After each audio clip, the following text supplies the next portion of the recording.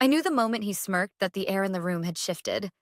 The CEO's son, Nathan, strolled in like he owned gravity itself. His suit probably cost more than my first apartment, and his Rolex ticked loud enough to make sure we all heard every second of his nepotism. He tossed the folder onto the table with a flourish, like he was presenting an Oscar instead of my reassignment papers. "Enjoy your new office in the basement," Nathan said, signing his name with the cocky flourish of a man who never read the fine print. Around the table, the directors froze. A few looked down at their tablets, scrolling furiously as though they'd find a loophole. One coughed. Another adjusted his tie like it was strangling him. No one dared to meet my eyes. I didn't flinch, didn't argue, didn't beg. Instead, I smiled. The kind of smile sharp enough to cut drywall. And then, with every eye in the room watching, I slid my phone onto the table, pressed a button, and put the call on speaker. "Clause activated," I said calmly. "Wire $100 million immediately." Silence. Nathan froze mid-smirk, the pen slipping from his fingers like it had just turned to lead. His jaw worked, but no words came out. Across the table, his father, the actual CEO, stared at the signed papers in front of him, his face draining of color. For the first time in 20 years, I saw disbelief on that man's face. Jaw slack, eyes wide, silence heavy as concrete. But let's rewind a little, because this wasn't some spur-of-the-moment miracle. This was 18 years of sweat, loyalty, and strategy packed into one thin folder. 2 months earlier, I'd been in the break room waiting for the world's slowest Keurig to spit out what passed for hazelnut coffee when I heard Nathan's voice from the hallway. He never whispered. Whispering required self-awareness, and he'd never been infected with that disease. "She's done," he said loudly, like I was already a ghost. "Once I push her down a floor, the equity shifts. By the third quarter, I'll have full control after followed, some junior analyst desperate for approval." Nathan laughed too, that grating frat boy cackle that made my skin crawl. My coffee never finished brewing. I left it behind and went straight to the one place Nathan never knew existed, my encrypted Dropbox, my vault. Inside, I had years of buried leverage.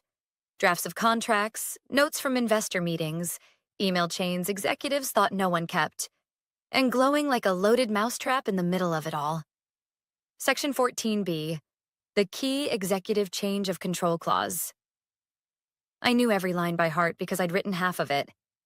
2 years ago, during a liquidity scare, I helped restructure our agreement with Crownwell Ventures, our largest investor. While the board panicked about payroll, I tucked in a safeguard clause, one that no one noticed. It stated, if any listed key executive is reassigned, terminated, or stripped of authority without a supermajority board vote, operational control reverts to Crownwell Ventures for not less than 18 months. Guess who was listed as a key executive? Me.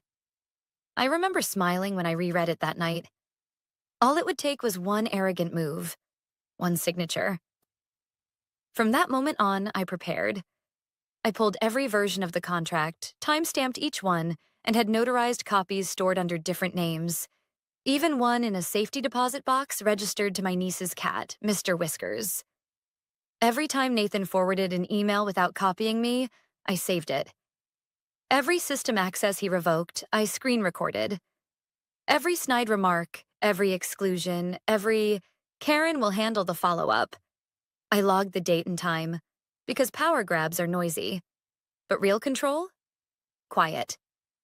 And mine was written in black ink on a contract Nathan had never bothered to read. The morning of my so-called demotion was theater. Nathan strutted into the boardroom late, protein shake in hand, sleeves rolled up like he'd been working hard on anything besides his biceps. He didn't even look at me when he signed the papers. To him, I was already gone. Effective immediately, he announced, Ava will be transitioning into a more operational role. Closer to the basement, more hands-on. He laughed. No one else did. That was his mistake. Because while Nathan thought he was burying me, he was actually lighting the fuse. And the moment his pen touched that signature line, the countdown began. Back in the room, my phone echoed with the dial tone. Then a crisp voice answered, Crownwell Ventures. Miranda speaking. Nathan blinked. The CEO's hand twitched toward the folder like he could unsign what had already been written. Miranda, I said, never taking my eyes off Nathan. It's Eva. Control event triggered at 9:42 a.m. Eastern. The signature is official. The silence that followed wasn't empty. It was charged, like the air before a thunderstorm. Miranda's reply was cool, sharp, and devastating. Understood. Wire in progress. Stand by. I ended the call, leaned back in my chair, and folded my hands in my lap. Nathan opened his mouth, but no sound came out. His father's pen slipped from his fingers and rolled across the table. This wasn't defeat. This was checkmate in slow motion. And Nathan had just signed his own surrender. The boardroom was a mausoleum after my call with Miranda. Nobody spoke, nobody moved. The only sound was the slow drip of the CEO's fountain pen ink bleeding into the paper Nathan had just signed. Nathan finally broke the silence. This is some kind of bluff. His voice cracked like glass under pressure. You can't just... What clause? There's no clause. I tilted my head slightly, like a teacher about to correct a student who hadn't done the reading. Section 14B, I said softly. Key executive change of control clause. Blank stares around the table. A few directors started scrolling on their tablets again. One of them muttered, Wait, 14B? The CEO, the real one, not the smirking heir, leaned forward, his jaw tight. Ava, what are you talking about? I let my smile fade just enough to look serious. 2 years ago, during the liquidity scare, Crownwell Ventures insisted on added protections. I helped draft them. You initialed every page, Tobias, including the one that lists me as a key executive. Tobias's eyes flickered, recognition dawning like a slow sunrise. He looked down at Nathan's signature again, then back at me. His face said it all. He knew. Nathan laughed nervously. Too loud. Even if that's true, which it's not, it's outdated, irrelevant. You think some investor clause written in the middle of a crisis still applies? Nobody laughed with him. 2 months earlier, I had been sitting in my office late at night, reviewing documents that no one else bothered to touch. Most executives skim. They trust summaries, footnotes, or legal counsel. Not me. I read every line. And buried between force majeure clauses and equity covenants was my lifeline. Section 14B, it hadn't been easy to slip it through. Crownwell wanted ironclad protection against nepotism. The board wanted speed. I had been the middlewoman, smoothing edges, writing language, distracting nervous directors with talk of temporary adjustments. What I left behind wasn't temporary. It was permanent, binding, signed by Tobias himself. At the time, it was just insurance. I wasn't even thinking about myself. I was thinking about the company. I'd watched one too many overconfident heirs torch businesses out of ego. And Tobias, for all his competence, had a blind spot. His son. So I created the failsafe. Not for revenge, but for survival. Now, sitting across from Nathan's smug face, I realized survival and revenge were about to look very similar. Miranda already confirmed the wire. I said calmly. $100 million triggered by your signature, Nathan. Crownwell now controls operational authority for 18 months, and they've already designated me as their interim. Nathan slammed his fist against the table. You can't do this. You're just... He stopped himself. But the word was already hanging in the air. Just what? Just a woman? Just an employee? Just someone who'd given 18 years of her life to a company he treated like a toy? I leaned forward, voice still steady. I didn't do this, Nathan. You did. With that pen, I pointed at the ink drying on the page in front of him. The CEO finally spoke, voice low and dangerous. Nathan, do you have any idea what you've done? Nathan turned red. She's bluffing, Dad. I'll call legal, They'll fix this. But even as he said it, one of the directors, the kind who rarely spoke, cleared his throat. I just pulled up the clause. He turned his tablet toward the room. It's real. Section 14B.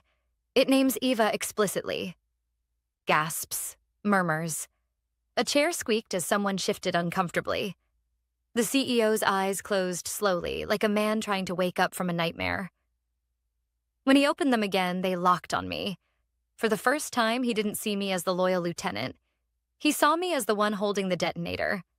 That night, I didn't go home right away. I drove to a storage facility 2 towns over, where a fireproof box held my duplicate contracts, notarized and stamped. Insurance for my insurance. I unlocked the box, pulled out the original binder, and flipped to Section 14B. Seeing my own name printed there, Eva Morales, Chief Strategy Officer, listed under Key Executives, made my hands tremble. Not with fear, with inevitability. For 18 years, I'd carried this company through acquisitions, crises, mergers, and betrayals. Every late-night call, every vendor saved, every quiet fix that no one gave me credit for. It all led here. And if Nathan thought sending me to the basement was an insult, he hadn't realized the truth yet. Basements are where foundations live, and mine was about to hold the whole company. The next morning, I arrived at the office to find my badge access revoked from the executive floor. My inbox was half empty, permissions stripped away. A calendar notification blinked. New location, B-level operations. They thought they were burying me. But all I could think as I walked toward the basement stairs was this. Nathan hadn't pushed me down. He'd just triggered the trapdoor. The basement smelled like bleach and old paper, a cocktail of mildew and forgotten promises. The fluorescent lights above buzzed like they were deciding whether to give up. My new office was a folding table shoved next to a janitorial sink. 1 chair. No outlets. A single flickering bulb overhead. Someone had left a stack of broken keyboards in the corner like a monument to failed cost-cutting. Nathan thought this would humiliate me, but humiliation only works if you care about appearances. I didn't. I cared about leverage. And down here, with no one watching, I finally had the space to prepare. My inbox chimed. Subject line, Executive Permissions Update. Body, Eva Morales reassigned to non-executive tier. Access group, Operational Support, Level 3. Effective immediately. I stared at the words the way a sniper looks through a scope. That email wasn't just an insult. It was the trigger. Under Section 14B, material reassignment or revocation of executive authority was the exact language required to hand Crownwell Ventures operational control. Nathan had just pulled the lever himself. I didn't forward the email right away. Instead, I saved multiple encrypted copies, uploaded one to a private cloud, and slipped a printed version into the slim blue folder that never left my side. Evidence is power. And I'd just been handed Exhibit A. A knock on the basement door pulled me from my laptop. A nervous intern stood there, cheeks flushed, clutching a clipboard like a shield. "Miss Morales?" she asked. "Mr. Nathan asked me to escort you down here. Said you might get lost." Her voice cracked on lost. She couldn't have been more than 22. I almost laughed. "I helped design this floor plan," I said dryly, standing. "I think I know where the basement is." The poor girl blushed tomato red. She wasn't my enemy. She was just following orders. I gave her a small smile and waved her off. "Don't worry, I'm fine." She left quickly, clearly relieved. I sat back down at the folding table, opened my laptop, and connected to Wi-Fi using my own hotspot. Nathan had revoked my network priority. Another petty move, another log for the fire. I spent hours combing through the digital bones of the company. Vendor contracts, archived dashboards, internal audit logs. Anything Nathan was too careless to secure. Every screenshot, every saved document, every archived thread was another nail waiting for his coffin. Above me, word trickled down about Nathan strutting across the executive floor like a rooster. He was bragging about his bold restructuring, floating ideas about launching an NFT division even though he barely knew how to set a password. I didn't interrupt, didn't confront him. Because silence is a weapon, and mine was loaded. At one point, I pushed back from the folding table and walked the basement halls. Dead printers lined the walls, old filing cabinets with masking tape labels, Q1, 2009 expense receipts, a pile of abandoned chairs. It looked like failure. But to me, it looked like cover. Nobody would come down here. Nobody would watch me. Which meant I could work in peace. Later, I pulled out my phone and scrolled through my contacts until I landed on one name. Miranda Crosswell. Crownwell Ventures. Sharp as glass. Patient as stone. 3 years earlier, during the last funding disaster, she'd given me her direct line. For when the children start playing with matches, she'd said with a half smile. Well, the matches had been lit. My finger hovered over the call button. Not yet. Timing was everything. I'd let Nathan dig his own grave a little deeper before I handed Miranda the shovel. By the time I packed up for the day, the blue folder was heavier than it looked. Every copy saved, every log preserved, every breadcrumb tucked safely away. As I climbed the stairs back to street level, faint laughter echoed from the executive floor above. Nathan, no doubt basking in his own reflection. I didn't feel rage. I felt clarity. Because while he celebrated upstairs, the fuse he'd lit was already burning. And when it reached the end, the explosion wouldn't happen in the basement. It would happen in the boardroom. That night, I sat at my kitchen table with a glass of red wine, the blue folder open in front of me. The printed email lay on top, its language precise, undeniable. I ran my fingers over the paper.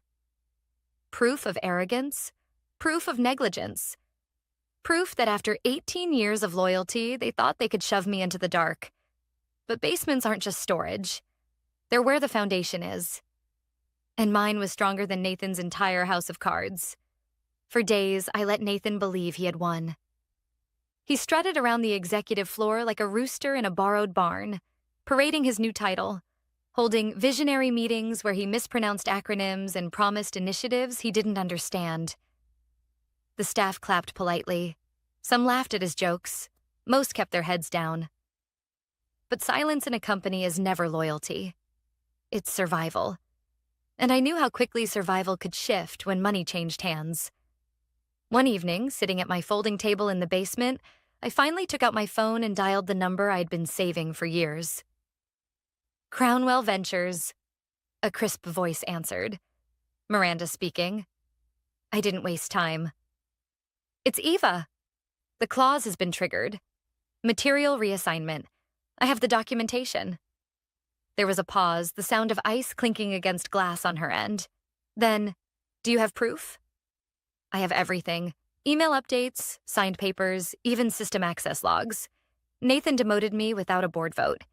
Section 14B is live. Her tone sharpened. Send me the originals. No summaries, no screenshots. Originals only. I opened the blue folder, slid the key document onto my scanner, and within minutes she had it in her inbox. Silence while she read. Then a low whistle. Eva, this is the original signature set. Stamped, sealed. Your name is right there under key executives. I know, I said. I wrote half of it. She let out a small laugh. Not joyful, but impressed. You were patient. I wanted him to make the mistake himself. I didn't push. I waited. That's rare, she said. Most people panic. They try to force the trigger. You let him hang himself. I leaned back in my chair, staring at the water stains spreading across the basement ceiling. I wasn't interested in panic. I was interested in inevitability. There was a pause on the line. Then Miranda spoke again, calm and deliberate. Under Section 14B, operational control reverts to Crownwell for not less than 18 months. That means we take over appointments, budgets, strategy. Everything and Nathan, I asked. He'll still have his corner office, his espresso machine, his nameplate. But none of it will matter. His title will be empty. The control will be ours. I closed the folder, slid it back into my bag. Then let's make it official. The next morning, Nathan sent out a glossy, company-wide memo titled, New Era of Innovation. I nearly laughed when I read it. He promised growth, promised new divisions, promised forward synergy and digital disruption. It was the kind of hollow word salad consultants get paid 6 figures to deliver. But while he was busy writing his pep talks, Miranda's legal team was already moving. I forwarded them every email Nathan had sent with my name erased. Every internal system log showing my authority stripped. Every HR notice downgrading me to support staff. Each one was a bullet, and Miranda knew exactly where to aim. By the afternoon, my phone buzzed with a single text from her. Wire cleared. 100 million. Transfer confirmed. I read it twice, then a third time. $100 million. That was Crownwell buying the lock Nathan had just opened with his arrogance. I sat back in my chair, heart steady. It wasn't excitement I felt, not even triumph. It was the quiet gravity of inevitability, the moment when the scales tip and you realize nothing can stop them from falling. That evening, I left the office late. Nathan was still upstairs, holding court in the CEO's glass-walled office, laughing too loud, gesturing with his hands like a man directing traffic no one was following. He didn't notice me pass by. Why would he? To him, I was already buried, just another name on an HR memo. But the truth was simpler. I wasn't buried. I was building. And tomorrow, when Miranda walked through those doors with the weight of Crownwell Ventures behind her, Nathan would realize the basement wasn't exile. It was the foundation of his downfall. As I drove home, I thought about the years I had given this company. The sleepless nights, the mergers I'd saved, the crises I'd fixed while others hid. I thought about the loyalty I had shown and the humiliation they thought they could buy me off with. And I thought about Nathan's smirk, the one he wore when he signed my demotion papers. He believed the basement was the end of me. But for me, it was just the beginning. The emergency board meeting was scheduled for late afternoon, but when I arrived, the conference room was already buzzing. Directors whispered to each other in low tones, their faces drawn tight, their tablets glowing with pulled-up contracts. Nathan burst in 5 minutes late, sleeves rolled up, phone still in his hand. He looked red, sweaty, but tried to plaster on his trademark grin. All right, let's clear this up, he said too loudly. There's been some confusion about this clause nonsense. It's outdated paperwork. Doesn't apply anymore? He spoke with the confidence of someone who had never once read a contract past the first page. One of the directors, Stewart, cleared his throat. Nathan, I've reviewed Section 14B. It's active. It names Eva explicitly.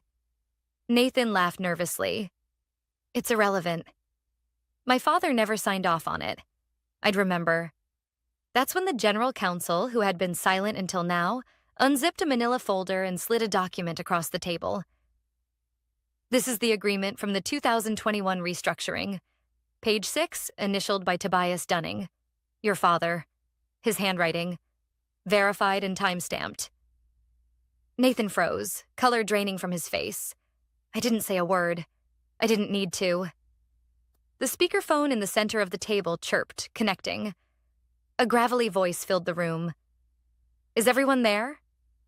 It was Tobias, the CEO, Nathan's father. Yes, sir, the general counsel said. I understand my son demoted Eva this week. Yes, sir, I replied. A long pause followed. Then, flat and cold. Show me what he signed. The counsel lifted Nathan's paperwork to the camera. Silence stretched, thick and suffocating. Then Tobias spoke again. Jesus Christ. He signed the trigger clause. Nathan stumbled over his words. Dad, it's not binding, it's... Be quiet. His father's voice cut like a blade. You moved against a key executive without board approval. You've jeopardized our entire relationship with Crownwell Ventures. Effective immediately, you're to step back from all executive decisions until this matter is resolved. Nathan's jaw worked, but no words came. He looked like a man realizing the air had been sucked from the room. The glass doors opened then, and silence fell. Miranda Crosswell walked in. Black suit, leather briefcase, eyes sharp enough to cut steel. She didn't wait to be introduced. She set her folder on the table like a verdict. This is the legal notice confirming operational authority has transferred to Crownwell Ventures under Section 14B, she said. Effective as of yesterday's wire clearance, $100 million. She turned, eyes locking on Nathan. Effective immediately, you are no longer acting CEO. You will not access systems, authorize decisions, or represent Dalek systems in any capacity. His mouth opened, but she raised a hand. We've also reviewed your emails, including the one where you wrote, I'll delete the clause before legal even notices. They still use fax machines. Groans around the table. Stuart winced. The general counsel rubbed his forehead like he was calculating early retirement. Nathan collapsed into his chair, pale as paper. Then Miranda turned to me. Crownwell requires stable leadership during the transition. We're appointing an interim CEO under the stabilization agreement. Ava, the board will expect you to step in. The room shifted. No one objected. No one dared. I nodded once. I accept. Miranda gestured toward the head of the table, the chair Nathan had been occupying like a throne. It's yours. I stood, walked slowly, and sat down. The leather creaked under me, familiar and solid. Across the room, Nathan stared at me with hollow eyes. The smirk was gone. The arrogance was gone. All that remained was the realization that he had signed away everything. The meeting ended quickly after that. Directors shuffled out, murmuring. Legal gathered their files. Miranda snapped her briefcase shut. I didn't move right away. I just sat in the chair, hands folded, letting the weight of it settle. 18 years of work. 18 years of loyalty. And all it took was one bad signature to bring it full circle. Nathan lingered by the doorway, shoulders slumped. For the first time, he looked small. I stood, gathered my folder, and walked toward him. No anger in my voice, no triumph, just quiet finality. Enjoy the basement, Nathan, I said softly. You'll find it character building. His face crumpled. He didn't reply. I walked out, heels echoing against the marble floor, each step steady. For years, they thought I was the foundation holding everything together. They were right. But they forgot foundations can shift. And when they do, the whole house either stands stronger or it collapses. This time it collapsed on Nathan.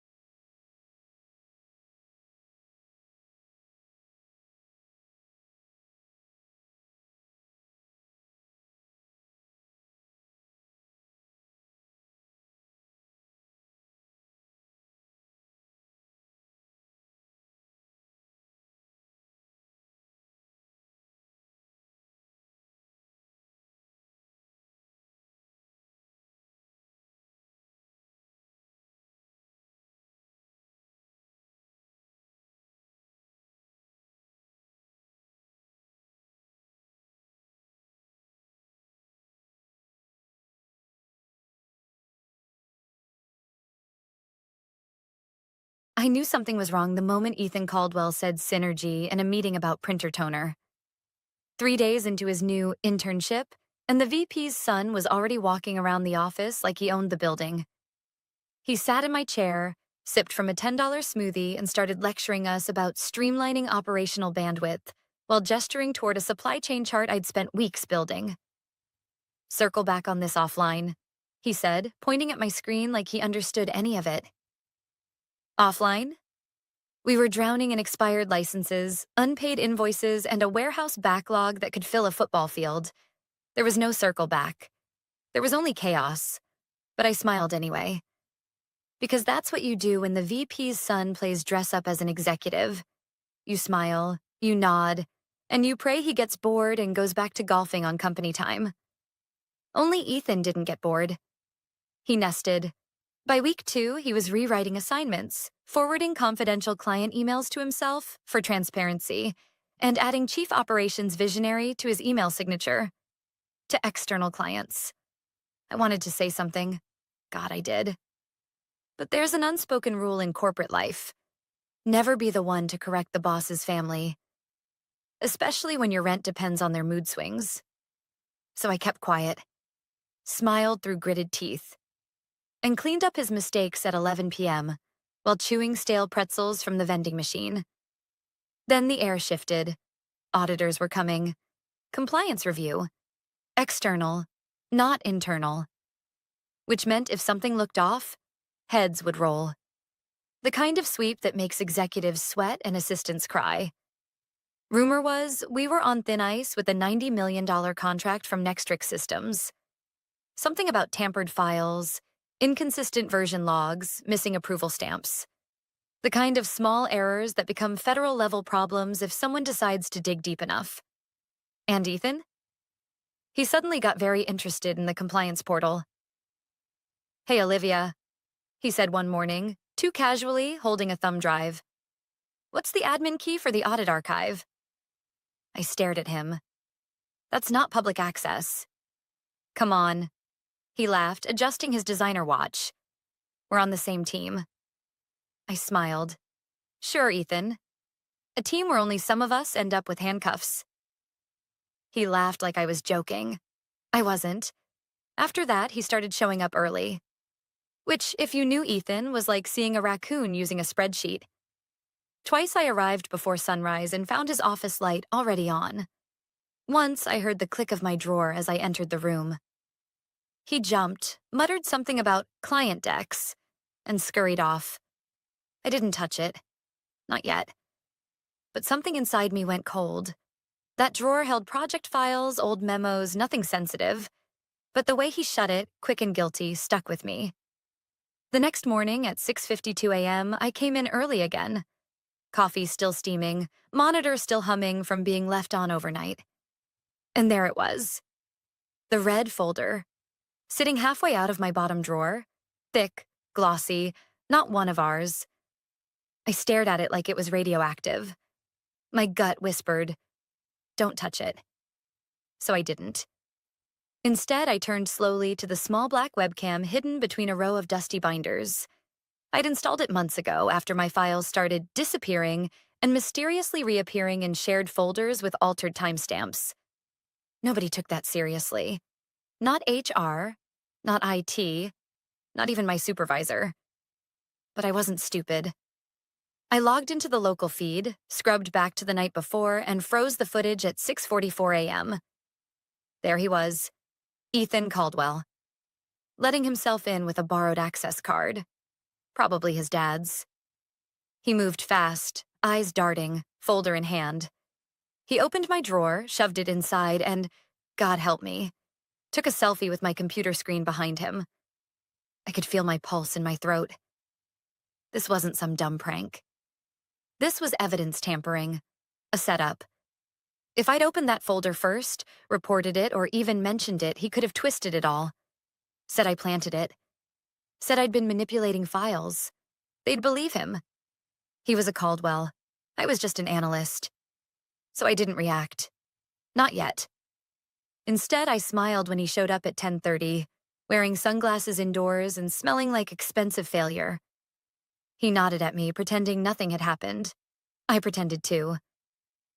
I waited until he disappeared for lunch. Then I walked to his glass-walled office, shut the door, and looked at the briefcase he'd left open on the chair. Black leather. Monogrammed. Expensive, and empty enough to make space for one glossy red folder. I took a photo, time-stamped, before I touched anything. Then, carefully, I slid the folder from my tote bag into the case, half sticking out behind his laptop like he'd just forgotten to put it away. Another photo. Another timestamp. Then I zipped it closed, walked out, and sat back down at my desk as if nothing had happened.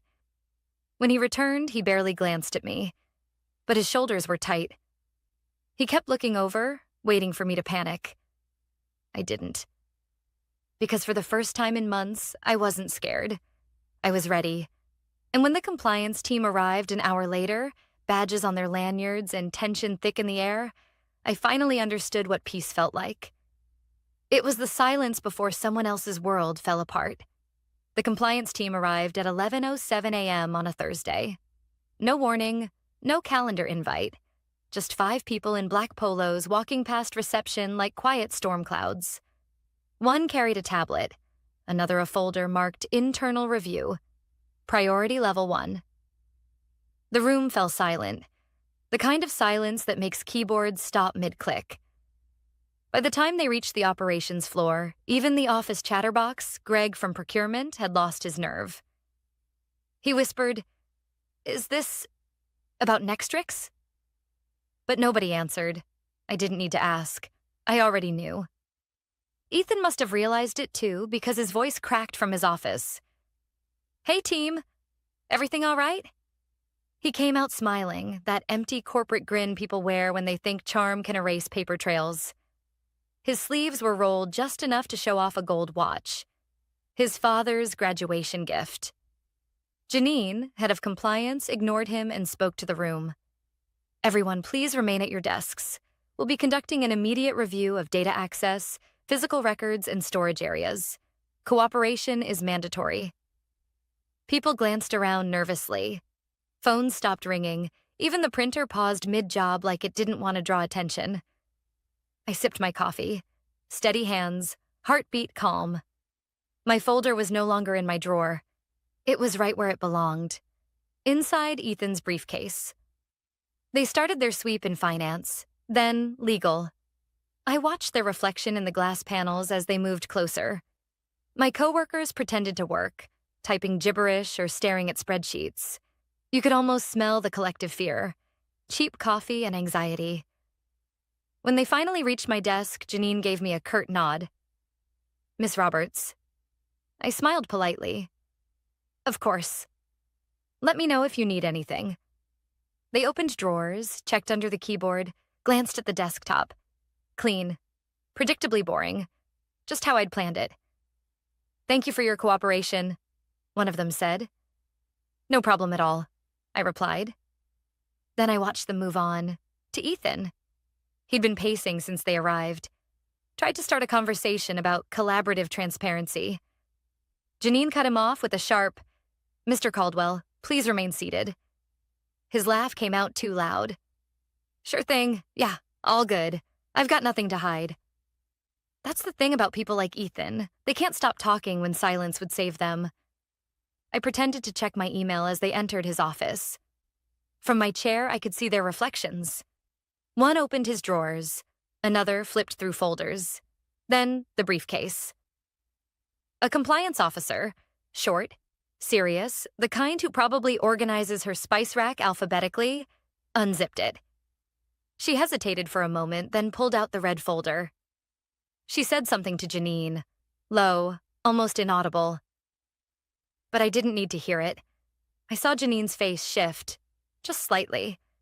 Enough to know she'd found what she was looking for. Ethan leaned forward, fake casual. "Something wrong?" Janine's reply was surgical.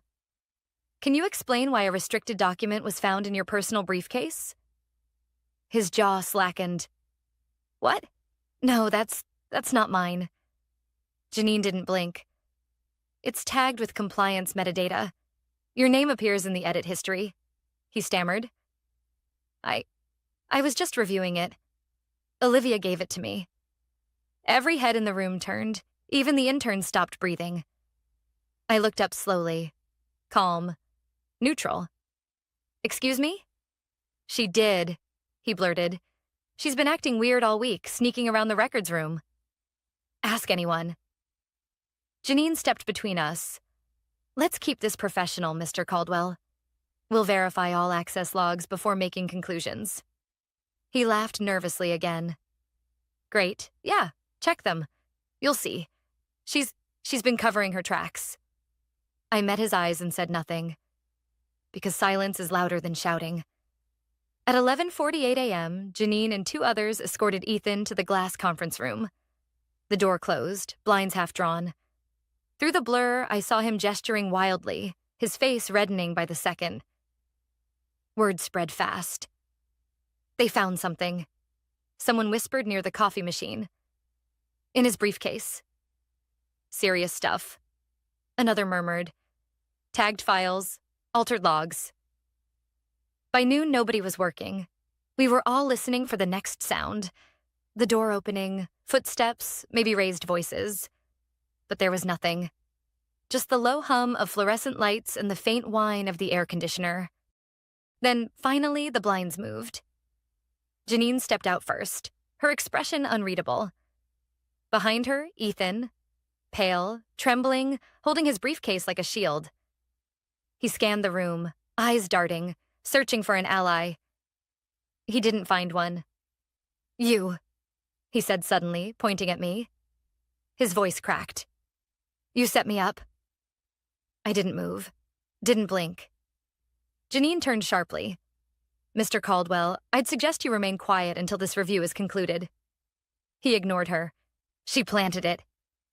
She's been targeting me since I got here. A few gasps rippled across the floor. I folded my hands on my desk. Ethan, I said softly, you might want to stop talking. He opened his mouth again, but this time Janine cut him off. That's enough. You'll be escorted to HR until the investigation is complete. Ethan froze, disbelief spreading across his face. Escorted? 2 security officers appeared at the door. Quiet, professional, not dramatic, just efficient. They didn't touch him. They didn't have to. His legs barely worked as he followed them out, muttering something about his father, about misunderstandings. The elevator doors closed, and for the first time all day, people exhaled. Janine looked at me, her voice calm. We'll need to verify your version of events later this afternoon, Ms. Roberts. Of course, I said. As she walked away, I caught my reflection in the darkened monitor. Same neutral expression, same tidy bun. But behind my calm eyes, something new flickered. It wasn't relief. It wasn't victory. It was patience. Because I knew this wasn't over yet. And when the real storm hit, when his father showed up, I needed to be ready. The building was unusually quiet after Ethan was escorted out. You could hear the hum of the HVAC vents and the faint clicking of the wall clock above reception. People whispered behind screens, pretending to work while secretly waiting for updates. Every email notification made someone flinch. I didn't celebrate. I just sat there, staring at the blinking cursor on my screen, pretending to update a risk report that no one would read. I knew this calm was temporary, because in corporate politics, power doesn't vanish. It escalates. And Ethan Caldwell's father, Richard Caldwell, was our vice president of operations. By 2:30 p.m., the whispers began. He's here. He's in the elevator. Janine just got a call from upstairs. Then, like the temperature dropped 10 degrees, he appeared. Tall, silver hair, perfectly combed, expensive navy suit. The kind of presence that made people straighten in their chairs. Richard Caldwell didn't yell. He didn't need to. He just walked through the office like a quiet storm everyone wanted to avoid. His assistant trailed behind, carrying a tablet and a small stack of printed documents. The kind of papers you didn't want your name on. He didn't look at anyone. Not HR, not compliance, not even the department heads. But when his eyes landed on me, he paused. Just a second too long. "Ms. Roberts," he said evenly. "In the conference room, please." Every head turned. My stomach tightened, but I stood up calmly. The key was never to let them see fear. Inside the glass-walled room sat Janine from compliance, Melissa from legal, and Richard Caldwell at the head of the table. Ethan wasn't there. Thank God. I took a seat. The blinds were half drawn, leaving stripes of late afternoon light across the table. Richard clasped his hands. "I've been informed my son was questioned regarding a serious breach in compliance protocol." Janine nodded. "That's correct. We found restricted material in his possession." He turned to me. "And you're suggesting he planted it?" I met his gaze. "No, sir. I'm suggesting he tried to plant it on me." Silence. The kind that stretches thin. Janine tapped her pen. "We reviewed keycard data and access logs. Ethan Caldwell entered the operations floor at 6:43 a.m. using your badge ID, Mr. Caldwell. We believe he borrowed your card." Richard's jaw flexed. "Impossible. My card hasn't left my wallet." "It did," Janine said softly, sliding a photo across the table. A still frame from the security feed. Ethan swiping the card at the side entrance. Richard looked at the photo, eyes narrowing. "You have footage?" "Yes." Timestamped and verified, Melissa from legal added, "There's also documentation recovered from his briefcase." The files match the metadata of those recently flagged for irregular edits in the Nextrix contract. He stayed silent for a long moment. Then, quietly, "And Ms. Roberts' involvement?" Janine looked at me. "She's clean. No trace of tampering. Her activity logs, badge history, everything checks out. She's the one who provided the timestamps and photos that confirmed the file's chain of custody." Richard turned his gaze on me again. Heavy. Appraising. "So you were monitoring him?" "I was monitoring my own workspace," I said. Things started disappearing. Thumb drives, reports. I installed a local camera for security. He leaned back, eyes still locked on mine. "You understand how serious this is. If this story leaks, it could cost the company millions." "I understand, sir," I said. That's why I stayed quiet. I didn't go to HR. I didn't make noise. I just collected proof. For a moment, something flickered in his expression. Respect, maybe?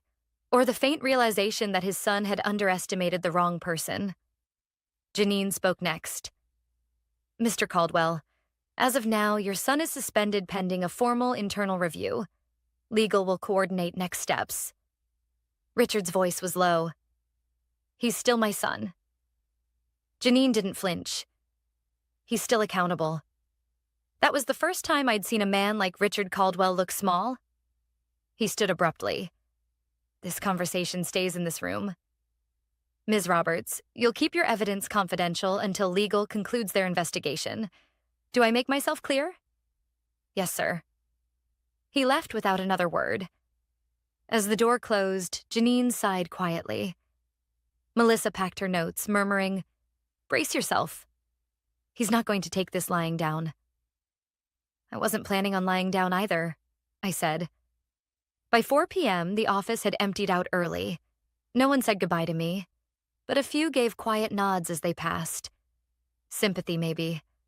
Or caution. I stayed late as usual, reviewing a batch of system reports. My monitor glowed faintly in the dim light. My reflection looked unfamiliar, tired, sharper somehow. At 6:11 p.m., my phone buzzed. Unknown number. I hesitated, then answered. "Olivia Roberts?" The voice was formal. Male. "This is Detective Vance from the Metro Financial Crimes Unit. We've been forwarded evidence from your compliance department regarding possible falsification of corporate records. I'll need to speak with you first thing tomorrow morning." My throat tightened. "Is this about Ethan Caldwell?" "Yes," he said. "We have reason to believe the tampering may extend beyond internal misconduct. Some files appear linked to overseas accounts. The company requested full cooperation overseas accounts. Of course. I exhaled slowly. I'll be there, I said. When I hung up, I just sat there for a while, the silence pressing in. Ethan thought this was just a game. Nepotism, charm, and cover-ups. But this was bigger. This was criminal. And as the last office light flickered off, I realized something important. I hadn't just protected myself. I'd just opened a door that might take down an entire family. The next morning, I arrived at the precinct 15 minutes early. It was a gray Friday. One of those mornings where the sky looks like wet paper and everything feels heavier than it should. I clutched my coffee like armor and rehearsed what I'd say for the 5th time. Stick to the facts. Stay calm. No speculation. Detective Vance met me in the lobby. Mid-40s, tired eyes, crisp shirt. He didn't smile, just motioned for me to follow him into a small interview room that smelled faintly of burnt coffee and floor cleaner. A recorder sat on the table between us. "Appreciate you coming in," he said, flipping open a file. "You're Olivia Roberts, operations analyst at Hartwell Systems?" "Yes." "You were the one who discovered evidence related to Ethan Caldwell?" "I documented it," I corrected. He planted a folder in my desk. "I verified it through my personal camera before returning it to his possession." He nodded, jotting notes. "You took photos?" Time-stamped, both before and after he looked up, studying me. "You seem methodical." "I work in compliance," I said simply. That earned the faintest smirk. "Fair enough." "Walk me through the events of the morning you found the folder." I recited it exactly. No dramatics, no speculation. Just the facts. The time I arrived, the way the folder looked, how he entered the office with his father's badge, how he took a selfie near my desk. When I finished, Vance nodded slowly. "Your company's compliance team already confirmed your story. What I need from you is context. Context, motives, patterns. Did Ethan ever talk about money? Foreign partners? Anything outside normal operations?" I thought about it. "He mentioned a consulting opportunity once. Said he was going to impress his father by landing a side contract with a European vendor. He never said which Vance tapped his pen." That lines up. We traced several unauthorized document transfers to an IP address in Frankfurt. Files tied to your Nextrix contract. Looks like someone tried to broker internal data offsite. Pricing models, license structures, corporate espionage. Essentially, I felt my stomach tighten. "And you think Ethan—" He raised a hand. "We're not jumping to conclusions.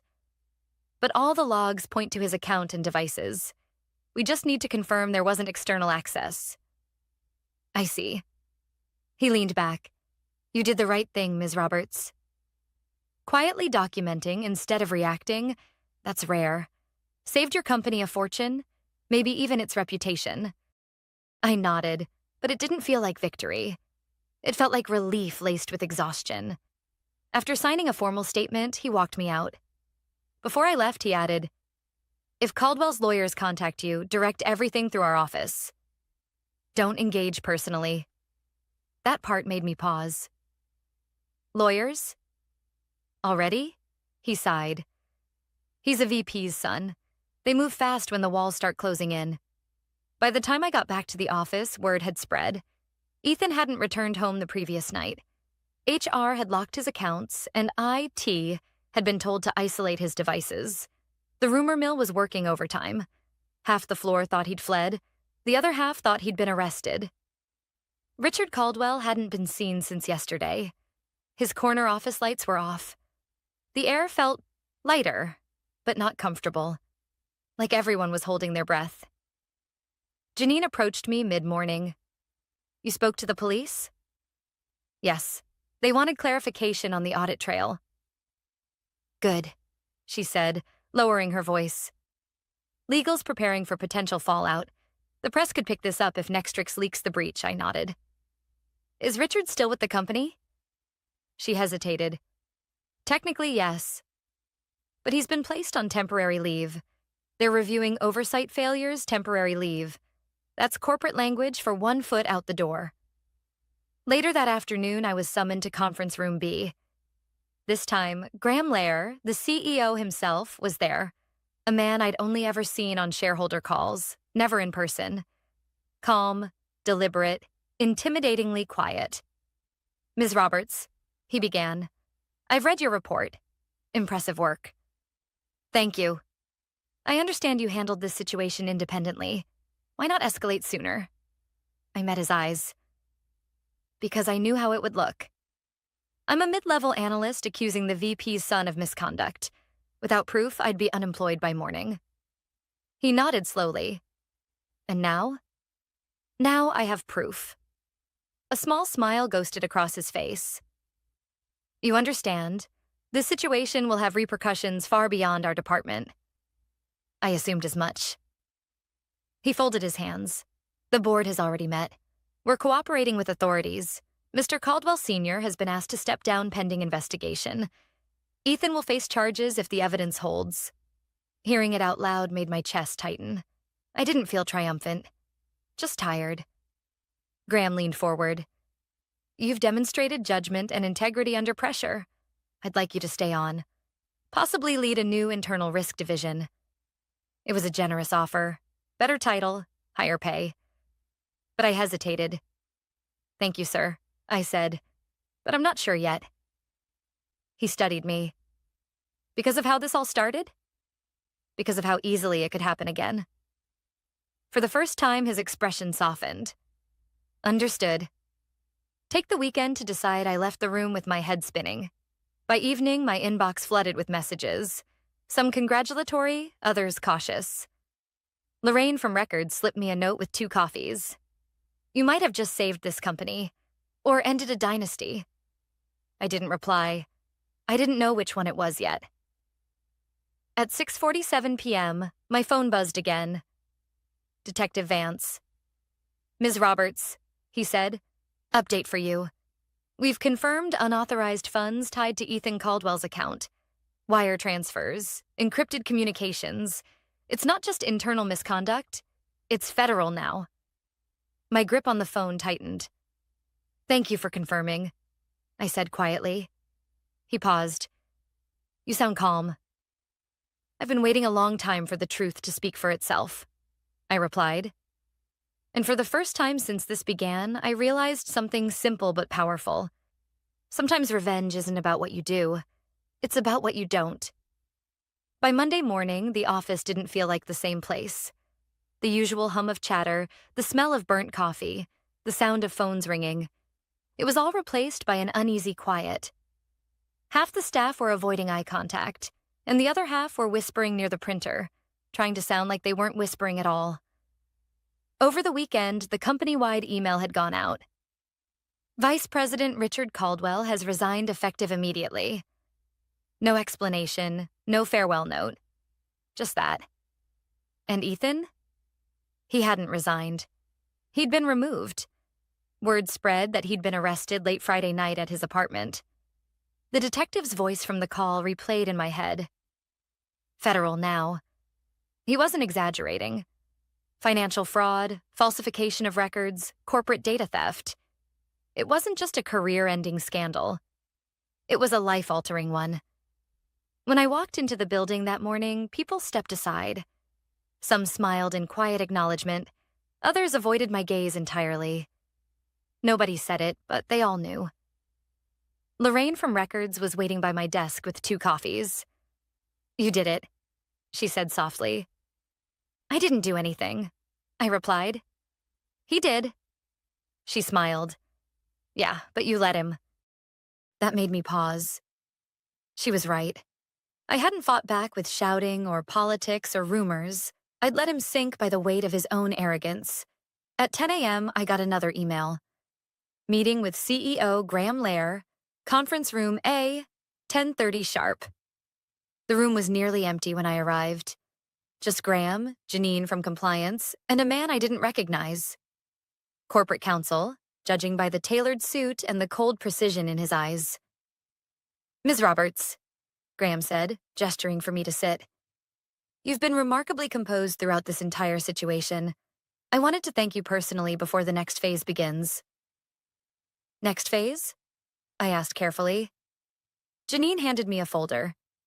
Inside were printed documents, official statements, audit summaries, and at the bottom, a letter on company letterhead. Promotion offer, Director of Internal Risk and Compliance Oversight. My throat tightened. I wasn't expecting this. You earned it, Graham said. We're rebuilding the department from the ground up.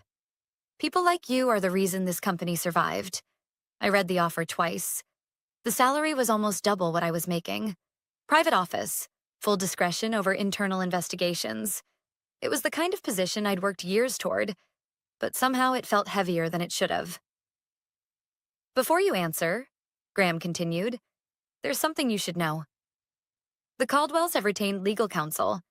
They're claiming Ethan was coerced, pressured into actions beyond his control. I met his eyes. You mean they're blaming me? They're grasping at straws, Janine said firmly. The evidence speaks for itself. We've reviewed your camera footage, timestamps, every log entry. There's no question who planted what still. I felt that old, familiar chill, the instinct of a woman who knows how easily truth can be twisted when power and money are involved. Graham leaned forward. You'll have full support from our legal team if they pursue it, but I don't think they will. Richard Caldwell knows how deep this runs. I nodded, silent. When the meeting ended, I didn't rush to accept. I walked out with the folder under my arm, down the hallway where everything had started, past Ethan's old glass-walled office, now stripped bare. His desk was gone, the nameplate removed, only a faint square of clean carpet where his chair used to sit. I stood there for a long time, staring at the emptiness. It didn't feel triumphant. It felt like closure that came too late. That afternoon, I packed my things. Slowly this time, not because I was leaving, but because I finally could. A few coworkers stopped by my desk with quiet smiles.